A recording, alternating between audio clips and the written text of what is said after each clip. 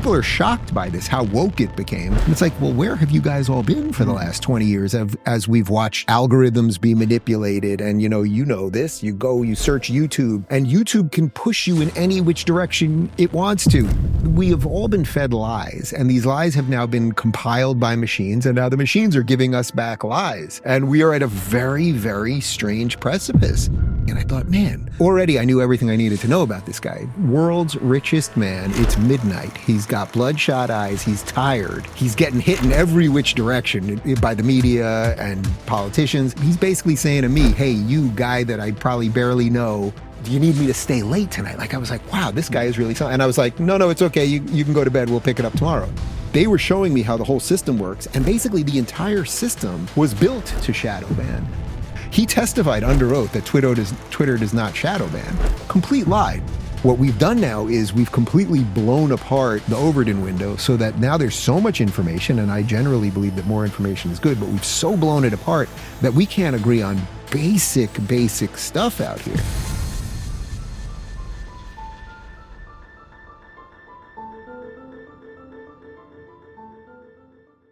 Hello and welcome to the Winston Marshall Show with me, Winston Marshall. I had the pleasure of sitting down with Dave Rubin. You'll know Dave Rubin as host of the Rubin Report. He is one of the pioneers of YouTubing, and he has been a pioneer in the alternative tech world as well as alternative media, setting up locals and being a part of the Rumble revolution. I wanted to ask him about the Google Gemini scandal and how it will affect the upcoming election, what it means in terms of censorship, and what it means in terms of manipulating the people of America. We took a deep dive into that, into his Twitter files experience, and we brought it back to the future of America, not just the near future with the upcoming elections, but what it means for the distant future. Can America survive the reaction to a second Trump presidency, or can the world survive a continuation of Biden's geopolitics? All of that and much, much more. I ask, before you start listening to this show, one thing you can do to support me and support the show is to press the subscribe button. If you press the subscribe button, I can bring on more great guests and we can explore important topics that you want to learn about. Without further ado, though, Dave Rubin. Thank you for watching the Winston Marshall Show. Dave, thank you so much for having me in your studio. It's a real treat, and your team have been very kind to me. I'm very grateful indeed. Winston, I'm freaking out. I've never sat in this chair before or seen the studio from this angle. This is like How's it feel? This is a whole other thing, normally the camera's hitting me, I guess, on this side. Now it's hitting me on this side. I feel like a little crooked, but I'll do what I can. Well, thank you. So I want to ask you about this Google Gemini AI scandal. I think that you are uniquely positioned to answer this. Now, your byline I've seen online is New York Times bestseller and TV personality, but actually, I think you're not giving yourself credit there. You're one of the pioneers of alternative media, with being on YouTube now for, is it 10 years, longer? I'm an OG YouTuber. You're an OG for YouTuber. Whatever it's worth, yeah. And also you have your tech companies. You co-founded Locals, which I want to learn about that. And also I understand that you're very involved with Rumble, the video platform. So I'd like to ask about that. So given that you have fingers in various AI pies, can you unpack and explain this Google Gemini AI scandal for me and my listeners? First off, it's a good first question to start with, because I'm just so sick of racehorse politics and what do you think of Trump and Biden said this and the rest of it. The 101 version of the Google Gemini thing, for people that aren't following the tech stuff too much or aren't following AI too much or anything else, is the idea of that machine learning and that artificial intelligence, AI, was supposed to be a repository really for all human information. So anything that is spoken or said or written about or drawn or anything, eventually computers can compile all of this, and then you can create out of it. I mean, that was the dream of AI. So right now we're seeing the beginnings of it. So the simple version is sort of like Chat GPT, that you'd be able to put Winston Marshall. Who is Winston Marshall? What is he good at?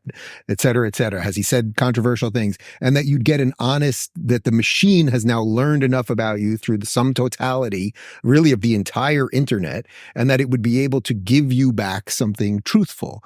The cooler part than just text is what now we're starting to see with some AI generated art and stories, where quite literally you're going to one day be able to say, create an episode of The Simpsons for me where Bart is 40 years old and Homer looks pink, and it will write it for you. And here you can literally tell it what to do and it will write it for you. Now there's all sorts of ethical things involved there, and there's moral things. And what does that really do with art? There's a lot of sort of computer made art now, which is quite beautiful. You've probably seen these things on Instagram where people are like, take me through the 1400s into the current day, and you see these incredible landscapes change and people change, all these things, and it's all done by a computer, and it's better than the human mind could do.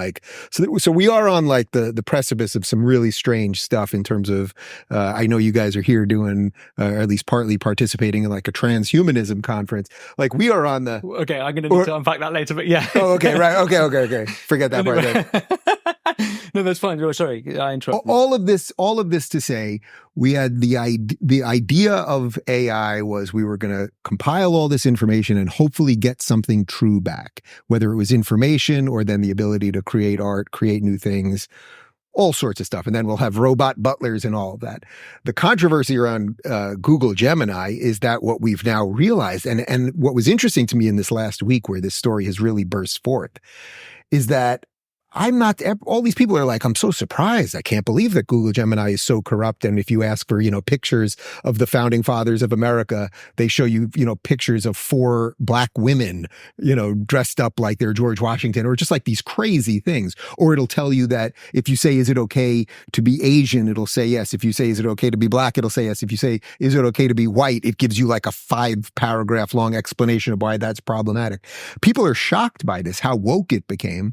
And it's like, well, where have you guys all been for the last 20 years as we've watched algorithms be manipulated? And, you know this, you search YouTube, and YouTube can push you in any which direction it wants to. You're watching a Rubin Report video, so perhaps you like Dave Rubin or you like the things I'm talking about. Well, if they don't want you to focus too much on those ideas, they can put in your recommended bar a zillion other things to push you in different ways. Actually, right behind you, I have a framed picture that's a New York Times cover page from about 7 years ago that it talking about how the YouTube algorithm leads people to the alt-right, and they include people like me and Jordan Peterson and Milton Friedman, the award-winning or the Nobel winning libertarian economist.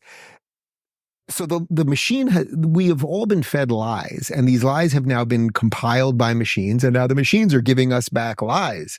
And we are at a very, very strange precipice at the moment. And, for people that are really tracking this, now Google has come out and said, boy, we didn't realize how bad this has gotten, and we're going to go in there and fix it. It might take us a few months.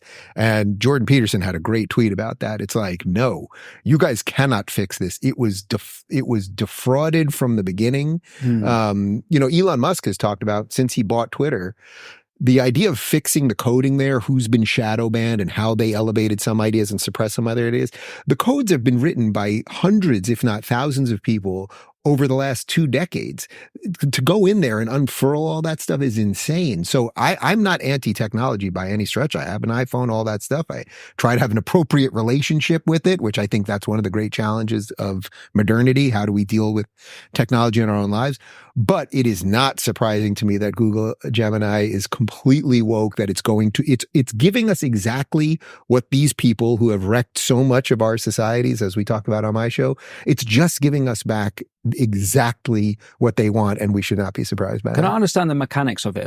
I don't know how much is in the public domain and how much we really know, but let's say ChatGPT, which was large language modeling, and they were scraping the internet, that everything that had been said up until 2 years before, I think, the period is asked, and it uses that to compile its answers. Yeah. And ChatGPT, by the way, is way cleaner. It's not perfect, and people were mocking it when it first started rolling out, but it is way cleaner and better than Google Gemini for whatever reason. Or maybe it'd be better articulated or more honest, I should say. That Google Gemini is way more corrupt Because Sure. it was pretty bad. My experience with ChatGPT was pretty shocking. Well, that's why I'm saying it's just, if you thought your experience with ChatGPT was shocking, Gemini is, corrupt is the right word. So what is it like you described? It's to do with the coding on Google Gemini. Why is it different, Google Gemini to ChatGPT? So I don't know that anyone outside of Google actually knows the answer to that question. Are there engineers sourcing materials from specific places that are more in line with their values? So do they put more weight on, if, say, Media Matters or a leftist organization writes something, say, about me, is that weighted more in their algorithm than, say, if, Fox News says something about me, for example? Mm-hmm. So I don't know that anyone knows what's exactly under the hood there, and that probably is by design too. Mm-hmm. But there's been some sort of contrition from the head of it. The head of Google Gemini basically was like, boy, we didn't realize how bad this was. And then Elon tweeted at him and basically said Elon tweeted that he spoke to an insider over there who said they can clean it up in a couple months. And it's like, no, you can't. You can't, because it was designed this way. That's the point. After the Twitter files were dumped and we learned how many people were shadow banned and that the government quite literally was colluding with Twitter and the other big tech companies to silence people. Jim Jordan, who's a congressman here from Ohio, he got the list of people that the government colluded with Twitter to silence. I was on the list. Yeah. I interviewed Jim Jordan at the Capitol. I said, well, what can I do? Do I get an apology letter from somebody? Can I sue him? He's like, no, they don't. There's nothing you can do. Yes, in fact, they trampled on my free speech rights. We know specifically it was a tweet that I had about COVID and mandates and boosters that were coming and all of this stuff. We know that the government was coordinating with Twitter. The tweet was deleted. That's an infringement on my ability to speak freely. That's the First Amendment, by the government doing it.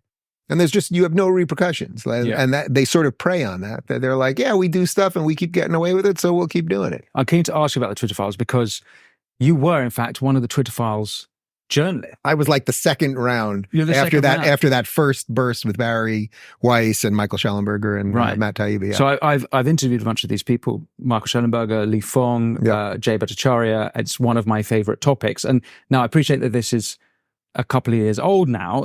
Maybe it's 14, 15 months old. But what was your personal experience? You went to San Francisco to the Twitter headquarters? I went to the Twitter headquarters. Well, I got a call at about 2 p.m. Eastern that Elon wanted to see me that day. And I scrambled. I called everybody, every rich person I knew. And I was like, does anyone have a plane I can get on to get over there? Anyway, I couldn't get any plane that quick. I ended up on the last, it was kind of funny. Just sort of poetically, I was on the last row of the plane in a middle seat. And I thought, this is kind of funny. Like, I'm sitting right next to the bathroom in the middle seat, doesn't recline as I'm going to see the world's richest man. There's just something sort of poetic about that. I got to Twitter offices in San Francisco at about 10 p.m. or so. I walked in, he was in meetings in a glass office, so you could kind of see him there, and it's buzzing. It's 10 p.m. on like a Thursday night, and it's just buzzing. Like, there's just people in and out, and there's just a lot going on. Anyway, they were like, just hang around, and hopefully he'll get to see you in a little bit. At about midnight, he walks out, kind of bloodshot eyes, like it's been a long ass day. This was just a little bit after he got Twitter. Maybe a couple of weeks, maybe 2 months at most, something like that. And he comes out and he says hi to me. We exchange a couple of pleasantries, and then he's like, so I want to know more about what's going on with your Twitter account, because we found some weird things. He's like, do you really need me to deal with this tonight? Because I'm tired. It's been a long day. And I thought, man, already I knew everything I needed to know about this guy. World's richest man. It's midnight. He's got bloodshot eyes. He's tired. He's getting hit in every which direction by the media and politicians. And he's basically saying to me, hey, you guy that I probably barely know, do you need me to stay late tonight? Like, I was like, wow, this guy is really something. And I was like, no, it's okay. You can go to bed. We'll pick it up tomorrow. And then I showed up the next day. I spent most of the day with some engineers there, and they were showing me, they have certain things that they can't show the public on how things work, which is related to anonymity and whatever else. But they were showing me how the whole system works. And basically the entire system was built to shadow ban. So when Jack Dorsey, who was the head of Twitter for a decade or so, he testified under oath that Twitter does not shadow ban. Complete lie. Now he gets out of it because shadow ban, you can probably define it in several ways, but in essence, what we've all now known shadow banning to be is when you tweet something out, if it just is not seen by a certain sector of the public. They called it Connor, do you remember the line that they called shadow banning? They had a very Orwellian term for it, visibility filtering. Yeah. So that may be his way around lying to Congress. And by the way, you can lie to Congress and they don't do anything about it either. So it's just another one of those ways the government doesn't quite work. But in essence, spent hours with the programmers. They showed me all sorts of stuff. That they showed me how my tweets were deleted, and then when my tweets were deleted, that then I would be put on a list so that my other tweets wouldn't be seen. So, and we all sort of knew this. Like there was a time if I tweeted anything, it would get 5,000 retweets and 10,000 likes, and suddenly things were getting 3 likes and no retweets. Like it was really very obvious that things were, being put on the scale. And then I sat with Elon and we talked about it. He talked about all of the, he at that time felt that not only did he have to fire half the employees at Twitter, which he eventually did, but also that he didn't know how many bad actors were still there, how many government moles were quite literally in the building, how many people that were secretly, woke activists pretending to be just the average coder that might be taking him out from the inside. He was worried that somebody might be able to just pull the plug on the freaking thing. So the guy had like an incredible amount of stuff to deal with, but he sat with me and we looked at my account and he showed me some of the things. And what was really interesting about him was I already illustrated the sort of thoughtfulness part the night before, but he was funny. He was engaging. He was like enjoying the adventure of being in the fight. And I think that that's what the cool part is, we see all of these billionaires that go to these World Economic Forum things and all these things, and they're all kind of miserable in a weird way, and they just want to figure out how to control everybody and figure out what you eat and how many times you can get on a plane. And here's a guy that's like really having fun with this. And, there's a great video of him like laughing, talking about like the adventure of life and what the human spirit is supposed to accomplish. Like there's so many cool things for as screwy as everything feels right now.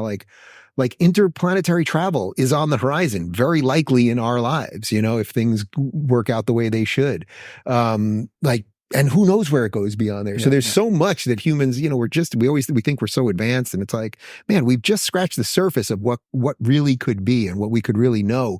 And unfortunately, I think largely because of our political situation, we're just sort of locked right now in this very weird place. Yeah. So one of the things you uncovered with the Twitter Files and the other Twitter Files journalists was, like you described, the government collusion. What concerns me, and the government collusion to censor issues and how that affected the 2020 election. What concerns me about this Gemini situation is that Google is the search engine of the world. And actually, I don't know what it's the case in America, but in my country, in Britain, YouTube is now the number one. So that's interesting. So I think for us, it's Google number 1, YouTube number 2, but YouTube's owned by Google. Exactly. Right. That's the problem. Exactly. It's the same problem. So what power do they have if this is what their infrastructure is going at? Now, I wanted to ask for the Rubin report, have you experienced YouTube censorship? Oh yeah, absolutely. Many, many, many times. When we first started and the show started picking up, so I was a lefty and I started talking about some of my frustrations with the left. This is pre,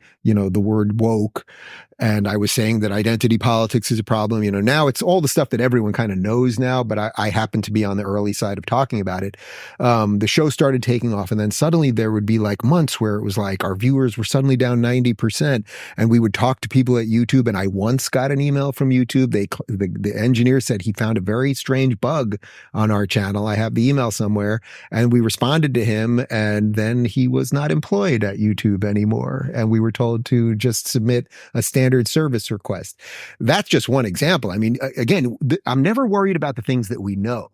We know that people get shadow banned. We know that the most obvious one is if you get banned outright, right? If they terminate your account. Okay, it's obvious, what happens. I'm never worried about those. I'm always worried about the ways that we don't know we're being manipulated. So for anyone watching this on YouTube right now, you came here, hopefully you're subscribed to Winston's channel. Your expectation, if you click that bell saying, I want to be notified, the expectation is you're actually notified of the video. We know that works sometimes and doesn't work sometimes.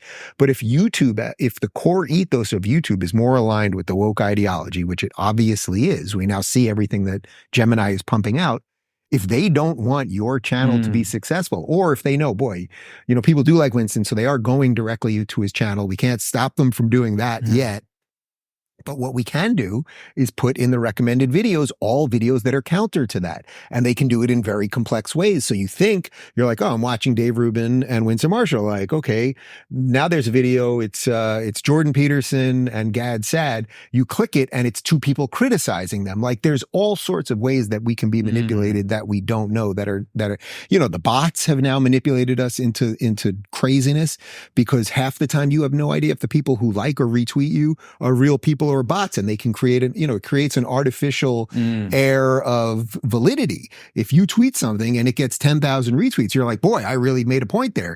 Well, what if you found out that 9,000 of those things were just bots? That's one way of doing it. Another way of doing it is through comments. Some people's comments may be just disappearing on videos. Like there's all sorts of, and it's not maybe, we know that these things are happening. The level with which they're happening is the part that we don't know. So we're in a true information war. We are in a Philip K. Dick sort of dystopian information war. And I would say that's why it's cool that people like us have come together. And when I saw you in London not too long ago at the ARC conference, it was such a great reprieve from the lunacy of the world, because we spent basically 4 days with, a couple hundred people, but it was the 2 or 3 dozen people that I knew that have been in my world over these last couple of years who haven't gone completely insane. And we have a wide array of agreements and disagreements, but we're trying to make some sense of the world. And it gets harder to make sense of the world when it's one thing to make sense of the world in a normal time when you're debating right versus wrong or liberalism versus conservatism or something like that. But then when you throw the machines on top of it, you can see how you end up in some sort of Terminator. It doesn't mean the robots are going to be shooting us, although I think that's on the horizon too. I mean, there's every involved in that as well. Well, there's every reason to believe that will happen, because once we have humanoid robots, which, they're basically here. Well, now what if you put that woke mind virus into them? And they become police officers? I mean, this is 20 years away, if that. Well, would they start treating people differently based on the color of their skin? They probably damn well would, because it would be in the programming. So these are things that Philip K. Dick wrote about. These are things that Isaac Asimov and great science fiction writers have been writing about. So, point being, when you find a couple people that are trying to make some sense of the noise and haven't completely lost their mind, to me, it's like the most refreshing thing possible. Yeah, that's for sure. Well, look, that's 20 years in the future, but it's 2024. It's a US election year. What does this manipulation of Google mean for the election? It's hard to tell because we don't know exactly the level of the manipulation, but there is simply no doubt. And I would recommend that anyone watching this do a little cursory check for yourself.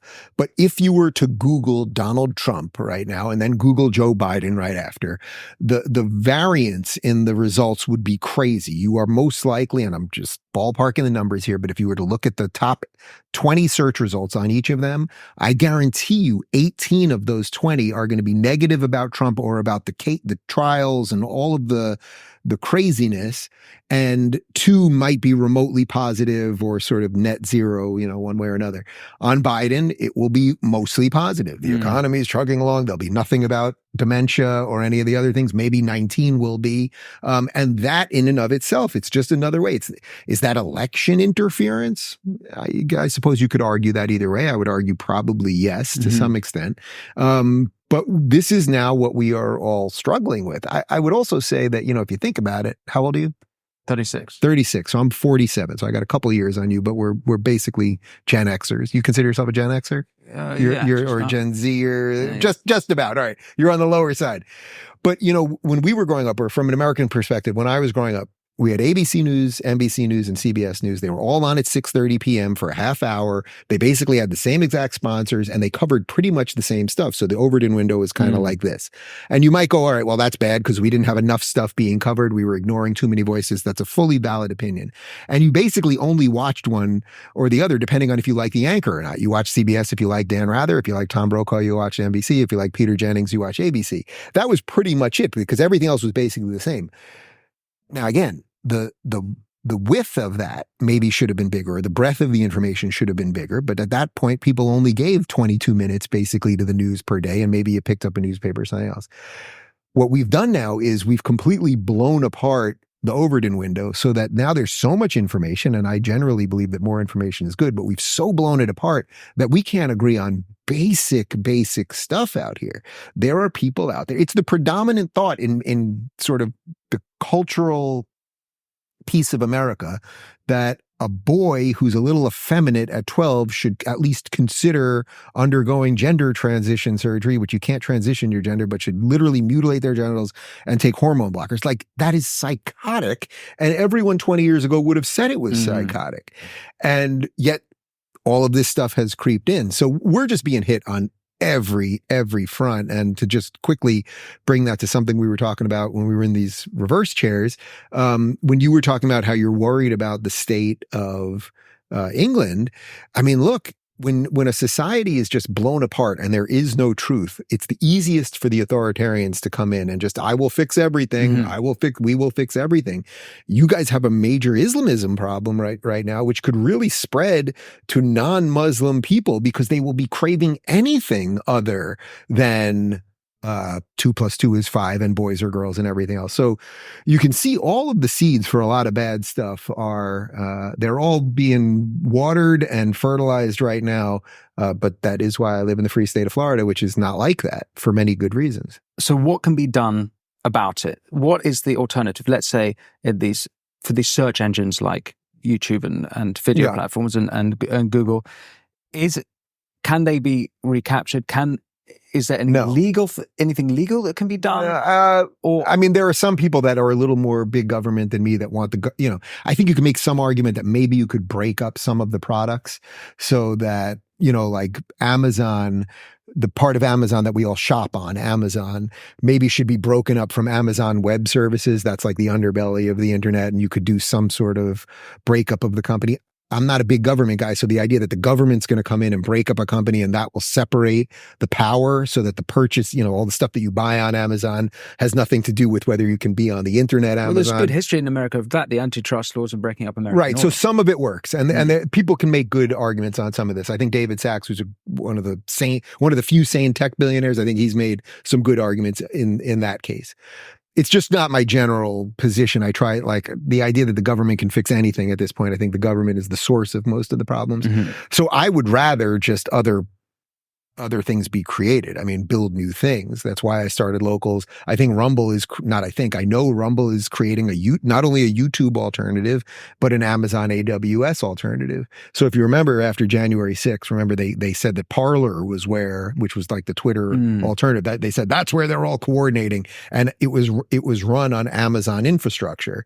Amazon literally just, I don't know if they click a button or it's a swipe or whatever it is, but one guy just tapped something and it blew apart the entire website. They had something like 20 million unique users and it was blown up overnight. That's whether you liked Parler or not. I wasn't on Parler, but whether you liked it or not, that is an incredible amount of power that Amazon has on top of the power that it has because it knows every single thing that you eat and what product you put in your hair and what size your underwear is. Yeah.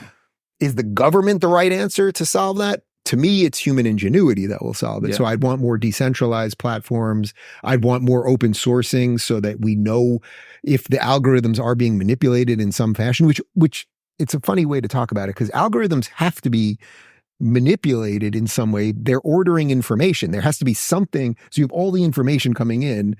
The algorithm has to order it. Otherwise, when you were to search something, you could search coffee cup. If there was no algorithm, it would just be an endless wasteland of insanity. So you need something to order information. The problem is we don't know what the filters and what the pressures are on that. I don't think it can. Look, let's put it this way. We had the Twitter files. We learned an awful lot of stuff about Twitter, right? Where are the YouTube files? Where are the Google files? Where are the Facebook files? Do you not think it was happening at these companies?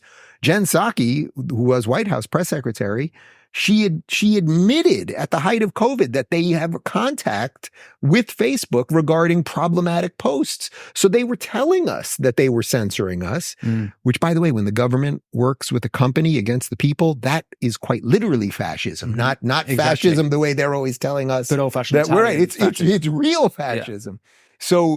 So I am not hopeful that they will fix themselves. Google Gemini I will never put it on my phone. I don't want anything to do with it. I don't think that YouTube will ever truly be corrected, but I'm still on YouTube. Rumble is my main home and I know I'm going to be okay over there. But it's really about building new things, whether they're decentralized, whether they're open source, some level of transparency. People don't mind being it's sort of like people don't mind being messed with to some extent because we've got a lot of things in our day that we're doing. But it's like being abused over and over, I think, is a bit much. And I think that this Gemini thing really has shown people how corrupt this whole thing is. So I'm keen to ask about Rumble and Locals, but first, can I ask about Elon? Because he seems to be sort of one of the guys building alternatives.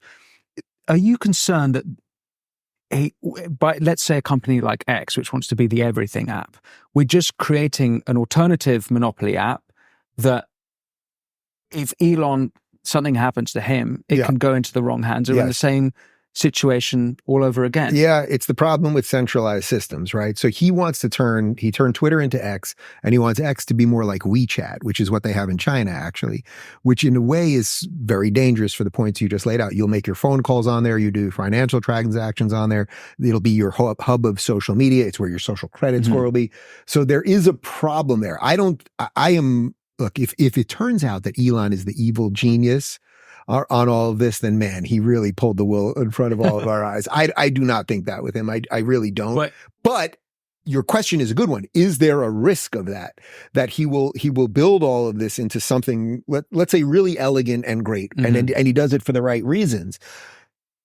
The government comes after him, or he passes away, or whatever it might be. And now the amount of data and control that this thing has over our lives is controlled by someone else. That is a huge problem. It's why one of the reasons that when we created Locals, we said, all right, if you're on Locals, if you're a creator on Locals, you own all the stuff. Because we felt, and it's portable, by the way, you can take it wherever you want to go with it. So that's just one example of how you can unfurl some of these problems. But yes, there is an issue there for sure. About Elon being evil, coincidentally, one of the things that had been busted on Google Gemini was that someone had said who was worse for humanity, Hitler or Elon, and it genuinely made the case that Elon might be, which is absurd. Now, for Locals, for people who are not on Locals, this is a company that you co-founded, you built. Can you tell me? Yeah, basically all I wanted to do was create a subscription service that would not be so beholden to big tech. It actually started after one of your countrymen, Carl Benjamin, who's known as Sargon of Akkad online. He was one of the first sort of outspoken classical liberals online. So when I started talking about classical liberalism a little bit more and individual rights and things like that, and I was thought of as a progressive at that time, people were like, oh, you've got to talk to Carl. They were calling him Carl Benjamin. They were calling him Sargon of Akkad. Anyway, he was on Patreon, so he was funding his show through Patreon. So it's a monthly subscription network. So whatever you create online, people can donate a couple bucks to you. He got kicked off because he said the N-word, not on Patreon itself, not on his show, which he was funding through Patreon, but on someone else's channel. And he didn't say it to be racist. He was making fun of the type of people that say it. Anyway, Patreon just blew up his account overnight. They took away his livelihood. That's where he was making most of his money. He's got kids and a wife and family and people to support and all that. And I was on tour with Jordan Peterson at the time, and we discussed it, and we said we were both on Patreon. I was making probably 90% of my company's rev was coming through Patreon. Jordan was on there. It was a significantly less portion for him, but the principle was important. And we both said we were going to leave. I built, along with my brother-in-law, who's a tech guy, we built, it wasn't even called Locals at the time. We were just trying to build a subscription network just for me. And once we built it, we were like, holy cow, this is good. And it's right. And more people than you can just use it. And that's ultimately what became Locals. We eventually merged with Rumble. So we're the subscription portion of Rumble. But without doing too much of commercial, if you're a creator of any kind online, we allow you to own the email addresses. You have direct push notifications to your people. Our live streaming is as good as Instagram. We want, you in terms of free speech, we thought, okay, so how can we deal with all of this? Well, first off, when you have a subscription model, if you literally charge 50 cents a month, you've taken 99% of the bad actors out because they don't want to associate a credit card. They don't want to pay to troll you. So first off, you've eliminated literally 99%. Now with the remaining 1%, we were like, all right, well, what do we do about that? Well, the way we deal with it is the same way I deal with free speech as a human being. You can say anything you want to me outside of my house, but I don't invite everyone into my house to say what they want about me. And that's how we deal with Locals. So if you decide you are going to join the Rubin Report community on locals, pay your $5 a month to just call me an asshole all day, I can kick you out. But I can't kick you off the platform. I can just kick you out of my community. You're welcome to be in anyone else's community on locals. And that I feel like you as a locals host, me as not exactly as the locals not the right, CEO not the platform. Yeah. Okay. Now, if you run around and you join 20 communities and you're being awful to everybody, every one of those 20 people can kick you out, but you will not lose your locals account. You're only going to lose your locals account if you do something that's against the laws of the United States, but then you got a much bigger problem than locals. Has that happened? Not that I know of. Not that I know of. And I've been on there now. We created it about 6 years ago. I've kicked one person out of my community in 6 years. Okay. Wow. Yeah. So you're actually everything you So that is say, the answer to your previous question. Build new things. Doing, and it's the case. It's not just, by the way, in tech. It applies to all industries, like the music industry, where I'm from publishing. Whatever it is, if it is indeed true that the market doesn't care about this woke nonsense, or indeed the market doesn't want to be censored, then you can build new institutions, you can build new companies, and you can make money. Well, I think you'll appreciate this part. What I learned, it's sort of like when you do things that in a weird way, naivete is the only thing that will allow you to do it at the beginning. Like if I had realized how hard it was, obviously it's worked out for me in the end, but for the years that I spent fundraising for locals, going to meetings, traveling all over the place to try to get more people involved and talking major board meetings all over the place, I was spending at the height in some ways of like the IDW and all the intellectual dark web and all that. Most of my days was spent fundraising and building locals, actually, which I never intended to be a tech guy. It was only the naivete of like, I was like, there's a problem here. Why doesn't anyone solve the problem? And I would tell people the idea and everybody would be like, that's a great problem, or that you have a great solution to the problem. And what I realized was the cowardice level was incredible, because I talked to billionaires, like well-known billionaires who I'm not going to throw under the bus on this, who wouldn't put in a dime. They were like, yeah, it all makes sense. The tech makes sense. The idea makes sense. But it's free speech. I don't want to get related to that. You get called right wing and da-da-da-da. And I mentioned David Sachs earlier. He was the one that really helped us light this thing on fire, because we had a couple random investors. And then I met David Sachs one night by total coincidence. He introduced himself to me. I didn't even know who he was. It was only 2 or 3 days later that someone told me who I was talking to. And I called him up after that and I said, hey, I'm building this thing and you might be interested. I had one meeting with him for about 5, maybe 10 minutes. He asked for some data. We got it to him the next day and he wrote us a massive check. And then when he did that, then about 10 other huge founders from Silicon Valley came in. And all the point of all of that is that it just takes one brave guy to be like, yeah, there's a good idea here. Let me get involved. And then suddenly everyone else was in. So I had all of these meetings for years, long ass board meetings. You follow up with documents, then they want more questions and all this bullshit. And then nothing ever happens with it and they don't even respond to you. Yeah. And if you just meet the one guy who's just like, yeah, I see something here. Let's see what we can do. And I'll be a little bit brave too. And then that bravery begets bravery. And I think it also begets good products and good societies. So then what's the story with Rumble? Because did they buy? Yeah. So then Rumble came along and we knew they were the sort of YouTube alternative. We did a couple little light partnerships with them trying to figure out things. And then one day, it was the first time I met him. It was the CEO of Rumble, Chris Pavlovsky. We had dinner with him and my brother-in-law and he sat down and as the waiter was pouring the water, so, I mean, we were at the table for 30 seconds. He's like, I want to merge with you guys. Let's figure this out. And he laid out exactly how it would work. And can you explain to me why Rumble's different to YouTube? Now, I do use Rumble, but it's for listeners who don't know. And what's the fundamental difference between Rumble and YouTube? Well, on the free speech front, which I think is most important for your listeners, we're not censoring people. I mean, we've got a lot of people there that don't like Dave Rubin, that say all sorts of mean things about me. I'm not calling anybody to say, make sure these people get off the platform. You can talk about COVID. You can talk about election stuff. You can talk. And again, if you're breaking the laws of the United States, you have a bigger problem than us. So I'm not saying it's perfect. We are doing everything possible as it relates to free speech to make sure that creators can be on there. People say crazy things in the chat, and for the most part, we let it be. It's as liberal in a good sense of liberalism as the speech policies can possibly be. But the real secret behind Rumble is that we are building the infrastructure to go against Amazon AWS. So it's one thing to have the YouTube competitor, which obviously is needed. But the Amazon AWS, which again, it's Amazon Web Services, that's what runs the internet. I don't know what percentage of the internet is run on Amazon AWS, but it's like a huge percentage, and they can just get rid of you. As I told you that Parler story before, we're now running cloud technology to compete with that. And I think that really could be the thing that saves the internet. What's the difference between the algorithm structure on Rumble and on YouTube? Well, I don't know. I don't know because I don't know the algorithm structure on YouTube. And I've met with the YouTube CEO, and it was only because I applied so much public pressure on her that she had to take a meeting with me, and she was definitely not happy to take a meeting with me. And they had a lawyer in there and somebody that was typing out every word I said. And it was an extremely tense meeting. And they were very not happy that I was there. And it was clear I wasn't allowed to take a picture with her or anything else, even though every trans whack job can walk in there and take a picture with her and everything else. So I can't answer the question because I don't know what their algorithm is. I also personally that we're being look again back to 2024 election. Yeah, and we've talked about how YouTube and Google can manipulate people. Yeah, Rumble, we don't know exactly how it's.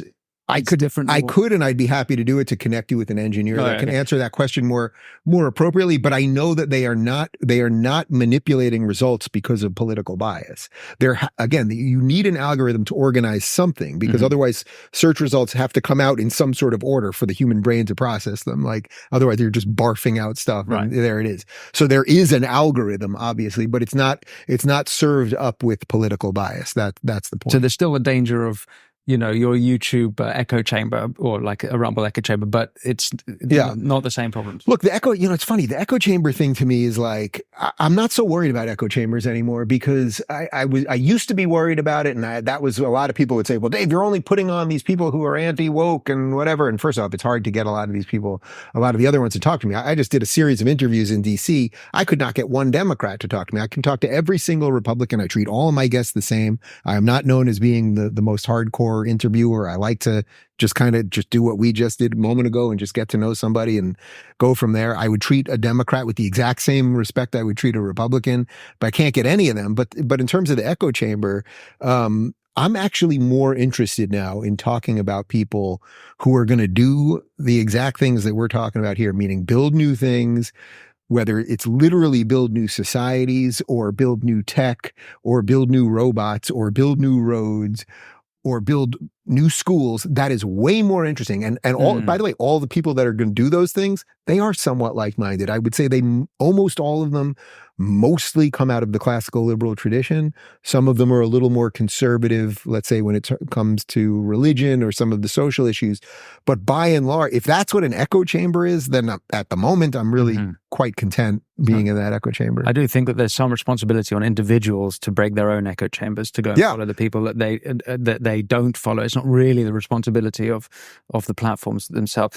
Can we switch gears a little bit? I'm going to just hopefully try and tie this together with the earlier parts of this conversation, again bringing it back to the 2024 election. So, that's where we were. Yes. We're screwed. Touched there. Okay. But so there's been a recent Politico article saying 18 people from American security services are very concerned about Trump, who's come out and said or suggested, I don't know if it's been private or publicly, that he's going to try and dismantle the secret services and those working against him.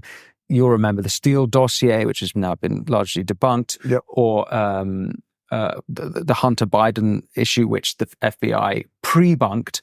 And this is something that Vivek Ramaswamy is also saying, trying to sort out all of these agencies who are getting in the way of democracy and getting in the way of the president. And I think this applies because it's part of the larger picture, let's say, referring to Twitter files, of government agencies and everyone getting involved and in the democratic process. So can anything actually be done about this? Could Vivek really, all the things he said about taking this stuff apart, could he have done it? And Trump, can he really? Does he have even the will to do it? Like he talked about draining the swamp before the 2016 election. He didn't drain the swamp. No, the swamp drained him. I mean, I think I don't like being too black-pilled, because I think if you're too black-pilled, you just don't know how to get up in the morning. And it would be very hard to do what we do for a living, because I want to talk about these things in a way that gives people enough hope to get out there and do their own thing. But to directly answer your question, like, I don't think Donald Trump could do it. I don't think Vivek Ramaswamy can do it. I think that let's say Donald Trump becomes president again, which I think is certainly 50-50, like, to not be the polls are slightly in its favor. Yeah, but it's a long time way to go, and I'm never a huge fan of polls. God only knows what will happen before the election, and who will he even be running against, because Biden is hanging on by a thread and everything else. But can Trump get enough? Even if let's just say it's a worthy fight, that the agencies have to be hacked away at a bit, and that they've manipulated things too much, and you can even argue that they, at least to some extent, instigated January 6th or exacerbated it. So let's say I'm on board all of that. The idea that Trump at this point can hire enough good, competent people without leaks to have an airtight administration that can do all this stuff is complete fiction to me. That's just a sad reality, actually, because I don't have Trump derangement syndrome. I very publicly supported him and took the swings for it last time. I think DeSantis was a much better choice this time, although I'm very happy that he'll remain the governor here, because I'm very bullish on the state of Florida, and I'm less bullish on the country, unfortunately.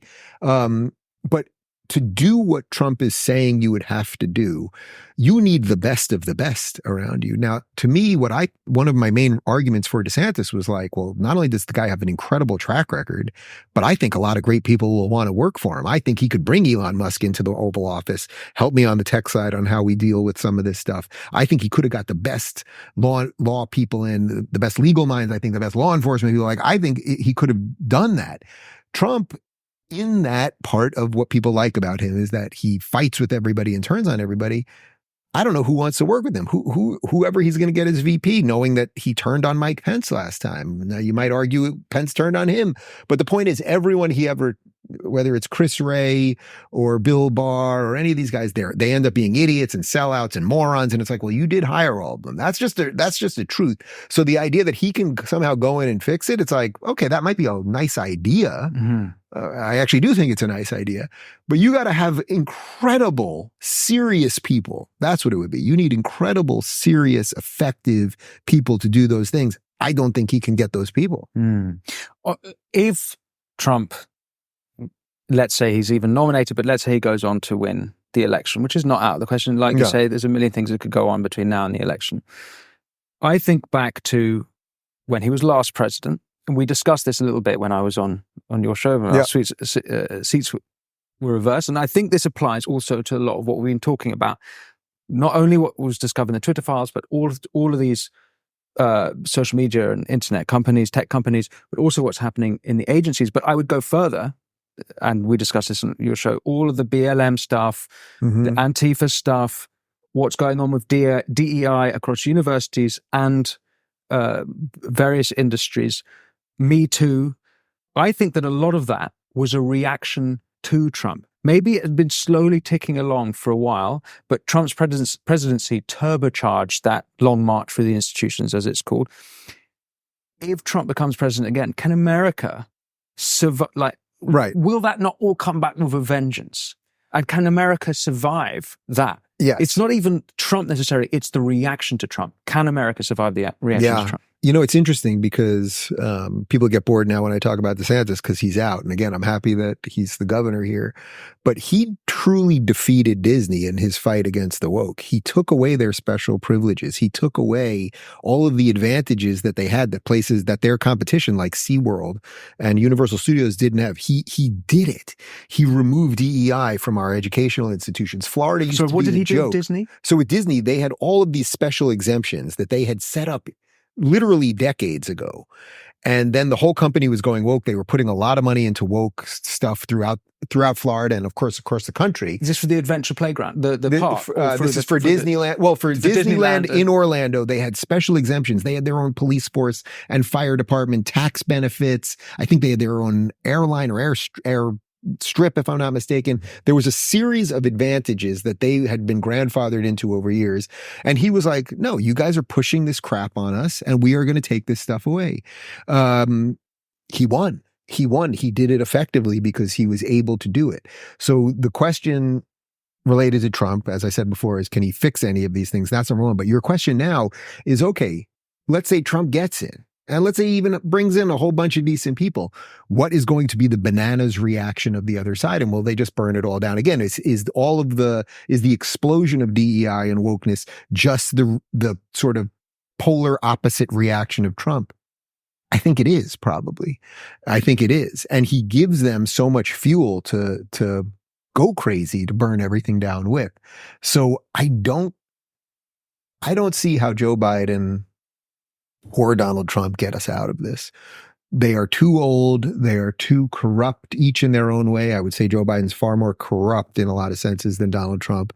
I think that even for whatever pieces of good there are with Trump, it's messy now. It's going to create, like, things will not be better on the other side. I would say RFK is the one that probably presents the better option. I don't think the system will ever allow him in, which is pretty twisted, especially when you take his last name in there. But in terms of providing what is a better vision for the future of America that is more in line with the founders, that is more in line with a good, transparent society, I think he captures more of that.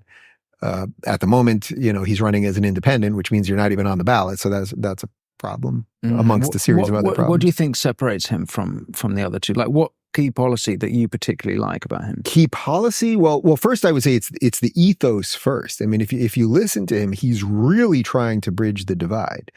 And I don't think that most Americans are the fringe. I really don't. Yes, we have our out of control Marxists and progressive whack jobs and everything else. But most people, especially in light of what we've now seen between riots and stores being broken into and the homelessness and everything, most people are not into progressive policies.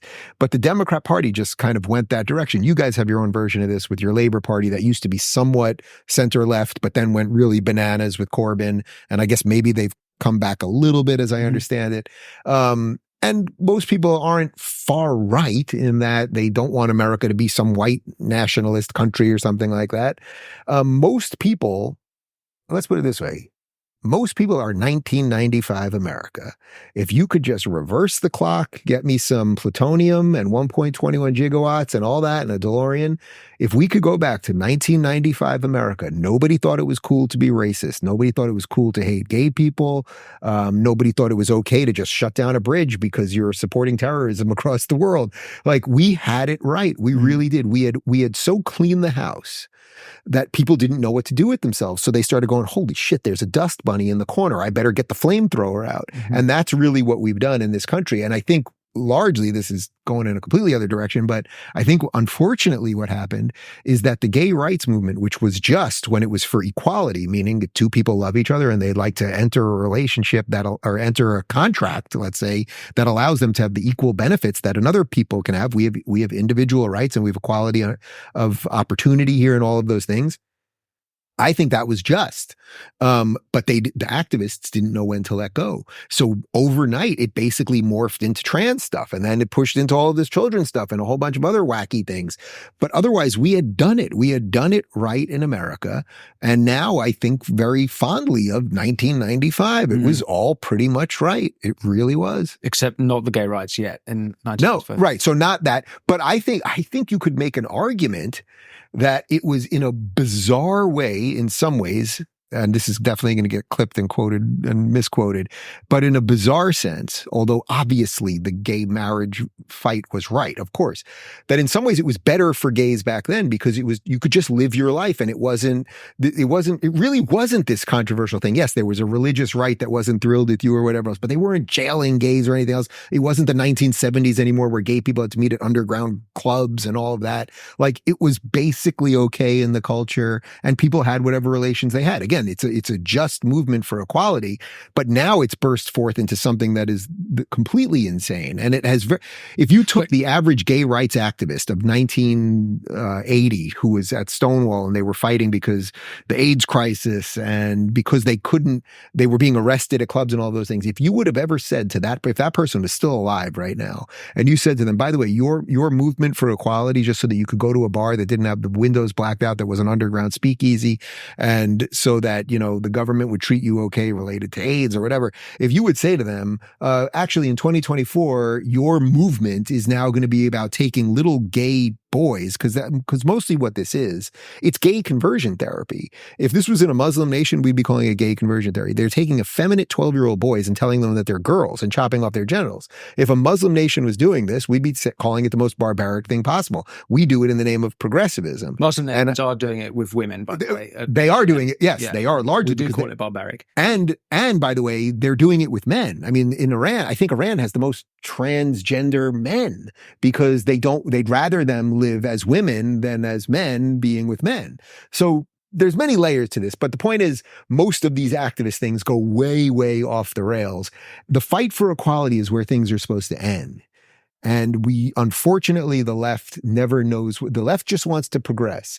But if you want to just progress into the chasm, congratulations. I just don't want to go off the car into the chasm with them. The same things happened in Britain, by the way. As soon as gay marriage was legalized, almost the next day, they added the T to the LGBT, and all of these activists for organizations like Stonewall, they were out of a job. So that's why they added the T, and that's why they did that. You are a straight man. I happen to be gay. I have nothing more in common with the trans person than you do. These letters have nothing to do with each other. I don't know what it's like to live my life in a body that I don't think I'm supposed to be in. There's a difference between sexual. The T and the LGBT. No, they have nothing to do. I have no more insight into the mind of a lesbian than you do. You might have. You've probably had more. Well, there's even more than that because lesbian. That's for another show. Yeah. But for the trans, LGBT at least into sexuality. Right. The vast majority of trans. Now there is autogynephilia, so there is an aspect of trans which is a sexuality, but the vast majority of T has got nothing to do with sexual preference. No. So it's totally absurd that they would put those together. And by the way, most people, again, when I talk about that wide swath of people, most people don't care if you are an adult and you wish to dress a certain way and put on lipstick or do whatever. Right? Most people don't care. And if you treat them with respect, they'll treat you with respect. Unfortunately, again, what the activists did was they said, well, that's not good enough. We've got to teach kids about it and confuse them and a whole bunch of other stuff. That's the thing that pushes people too far. The thing that's shocking, and I hope you don't mind me getting personal, is that you're a gay married man with kids. Yeah.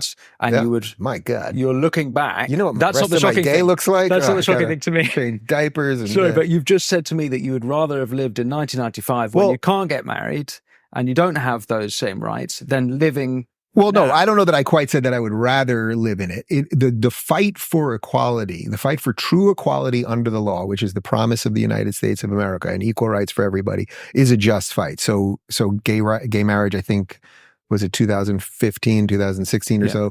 I think that was right. And then it should have wrapped up. And you just explained why the activists in your country did the exact same thing.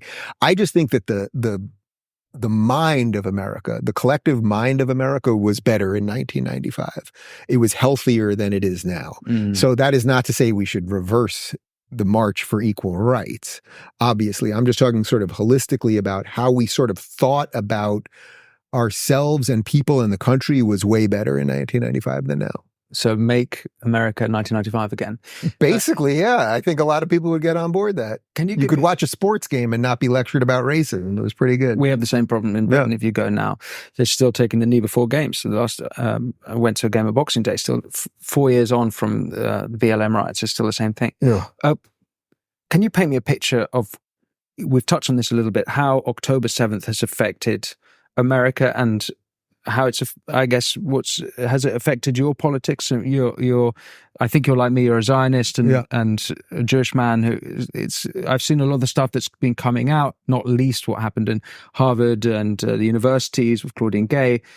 How's that affecting America? What picture can you paint for me? Yeah. Well, first off, the word Zionist, it's like they're using the word Zionist to make it sound like it's something bad. It's just that the Jewish people have a right to self-determination like all other people.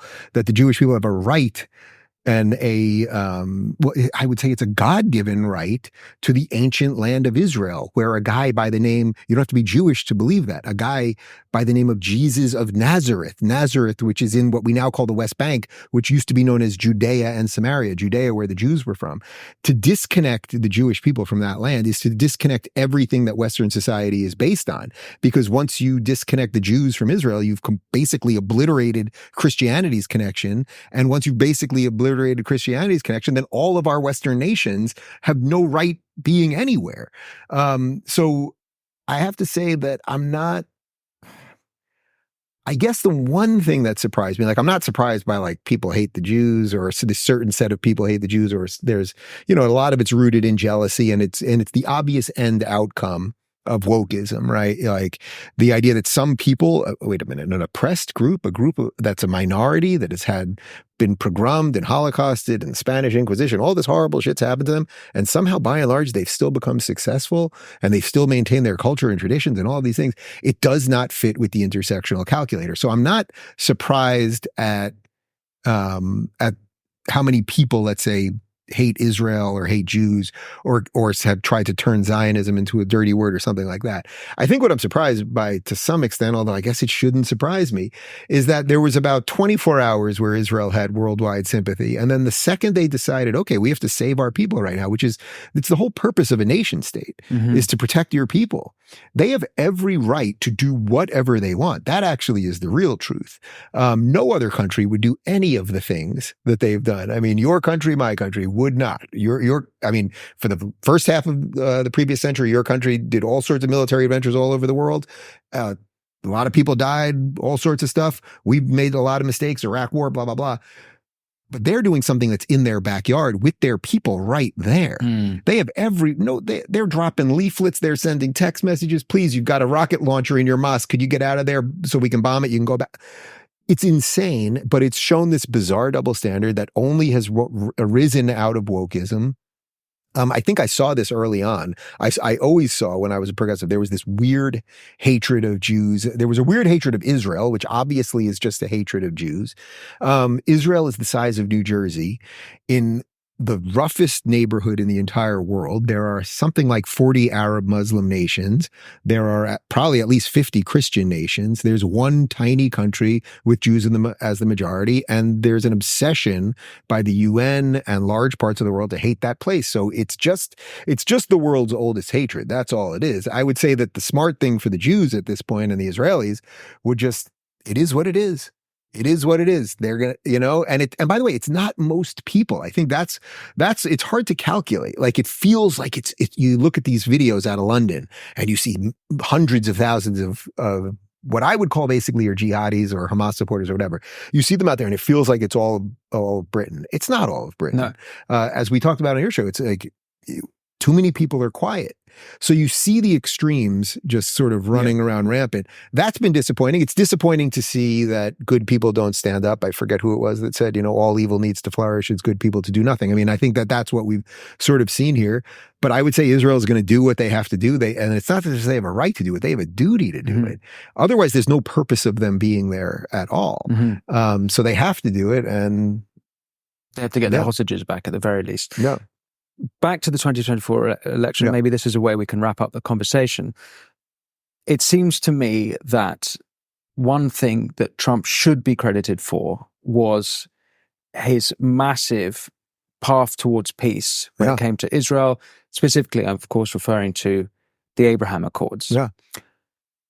Biden has shifted back to what seems like the Obama, Iran-centric worldview. Of course, there's the Iran deal under Obama.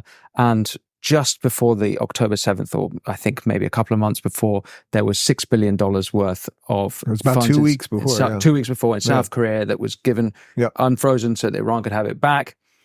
That worldview, for me, I'd also add that under Obama, I think there were 2 Hamas conflicts, 0 under Trump, although there were complications, to say the least, around the moving of the embassy to But Jerusalem. Nothing really happened. I mean, everyone was telling us it was going to be World War III. That if you were paying attention to our media, Trump's moving the embassy to Jerusalem, which is the capital of Israel.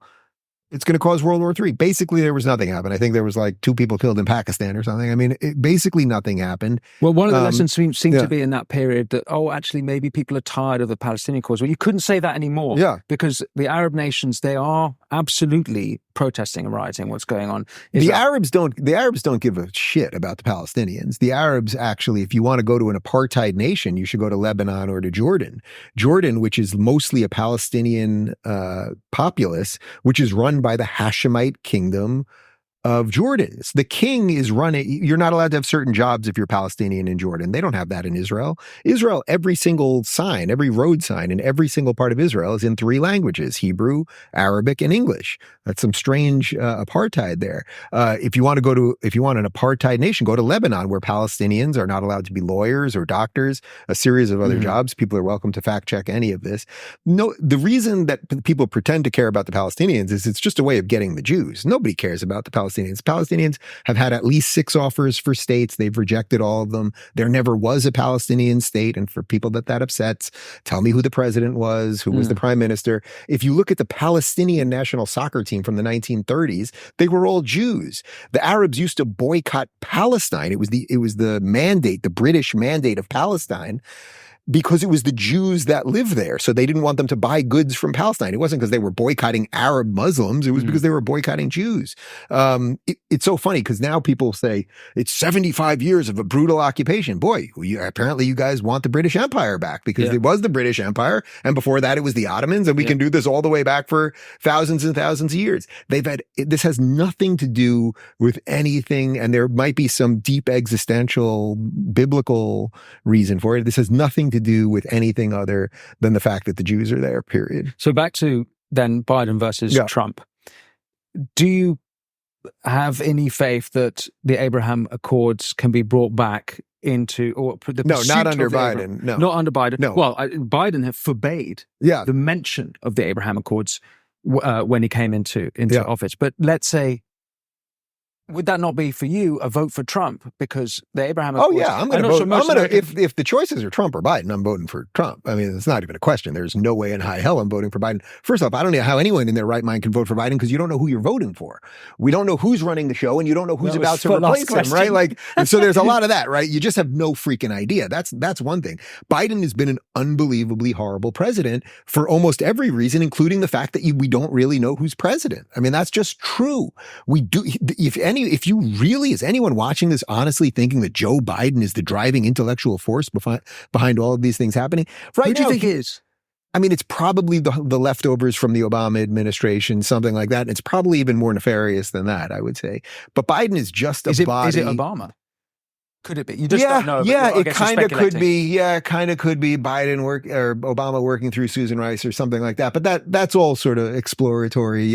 We can think about it and wonder about it. But Biden has been even since October 7th. Yes, he said a couple of the right things. But on the other hand, every other day he gets out there and says that Israel's killing indiscriminately, or just lies that they know are lies. A guy who his entire career, I'm the best friend Israel ever had, and they're talking about a 2-state solution. There's never been 2 states. I've never been for the 2-state solution. And by the way, it's not even a 2-state solution. It's a 3-state solution, because Gaza and the West Bank are not connected. So unless you're putting a road between them to connect the states, which would intersect Israel, is completely fucking bananas. So they lie about everything.